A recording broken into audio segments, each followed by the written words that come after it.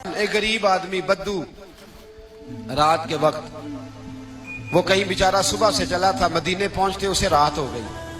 اس نے ڈرتے ہوئے نا خیمہ باہر لگا لیا. جہاں رات ہوئی نا آدھی رات ہو گئی، 1-2 بجے سمجھ لے پہنچا مدینے، تو اس نے باہر نے خیمہ لگا لیا.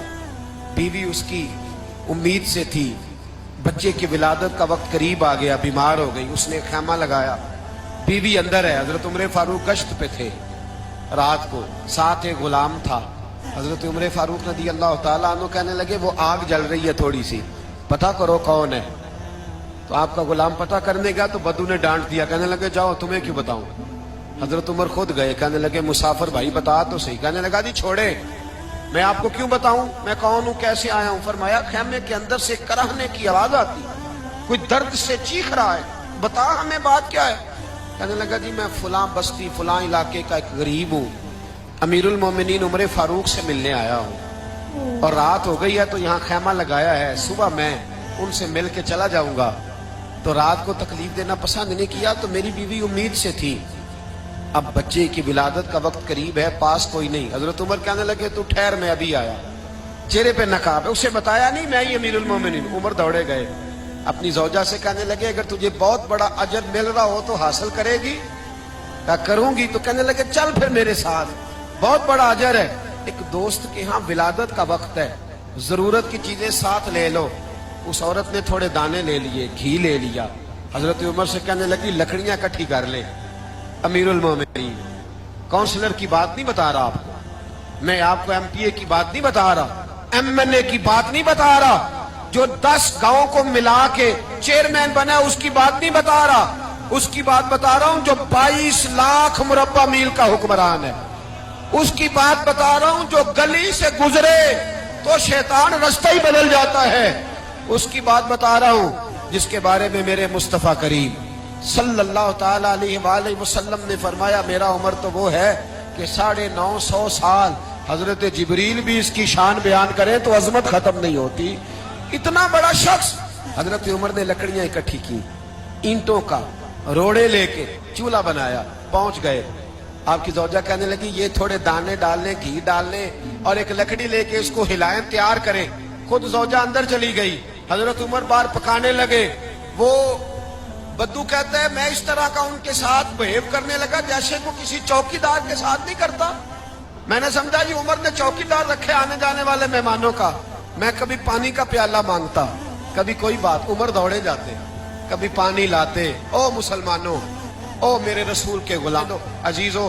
حضرت عمر فاروق وہ غلام کہتا ہے میں عمر سے کہتا، میں کہتا غلام پانی لا تو عمر دوڑ کے پانی لاتے. میں کہتا تجھے گھی پکانا بھی آتا ہے، پہلے بھی کبھی پکایا ہے؟ تو عمر فرماتے کوشش تو کر رہا ہوں. میں کہتا پہلے بھی کبھی تیری بیوی نے یہ کام کیا ہے؟ تو حضرت عمر کہنے لگے مجھے یاد نہیں، پوچھ کے بتاؤں گا.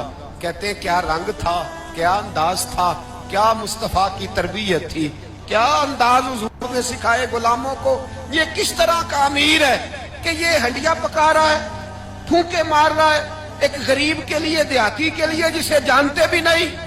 اندر اس شخص کی بیوی کے ہاں بیٹا پیدا ہوا تو حضرت عمر کی بیوی اندر سے بول کے کہنے لگی امیر المومنین مبارک ہو، آپ کے دوست کے ہاں بیٹا پیدا ہوا ہے. جب کہا نا امیر المومنین مبارک ہو تو وہ شخص کہتا ہے میرے ہاتھ کانپنے لگے اور میں اس طرح دوڑا کہ میری پگڑی گر گئی.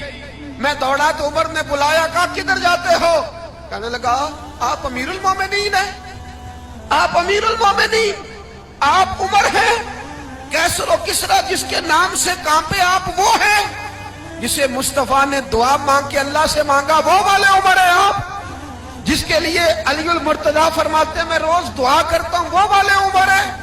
جس کے بارے میں ابو بکر صدیق نے فرمایا تھا کہ میں اللہ سے کہوں گا مولا جو تیرے محبوب کی امت کے حق میں سب سے بہتر تھا میں اسے خلیفہ بنا کے، وہ والے عمر ہیں. عمر امیر المومنین کی بیوی وہ تو خاتون اول ہوتی ہے، وہ تو ملکہ ہوتی ہے، اور تیری بیوی دائی بن کر ایک غریب کے بچے کے پاس بیٹھی رہی ولادت کے وقت. عمر امیر المومنین ہو کے تیری داڑھی ساری دھومے سے بھر گئی تو ڈیوٹی کرتا رہا. تو سیدنا عمر رو پڑے اور اس بدو کو سینے سے لگا کے کہنے لگے تجھے پتہ نہیں تو کہاں آیا ہے؟ اس شہر کا پتہ ہے؟ اس نے کہا حضور کہاں ہے؟ وہ فرمایا یہ میرے نبی کا مدینہ ہے، یہ مصطفیٰ کا مدینہ ہے، یہاں امیروں کا استقبال نہیں ہوتا، یہاں غریبوں کے استقبال ہوتے۔ یہاں حضور نے اس اسٹیٹ پہ میرے رسول پاک نے وہ والا رنگ دیا ہے کہ اب غریب سر اٹھا کے جینے لگے ہیں، اب مزدوروں کو عزتیں ملنے لگی ہیں، اب یتیموں نے سر اٹھا لیا ہے کہ ہمارے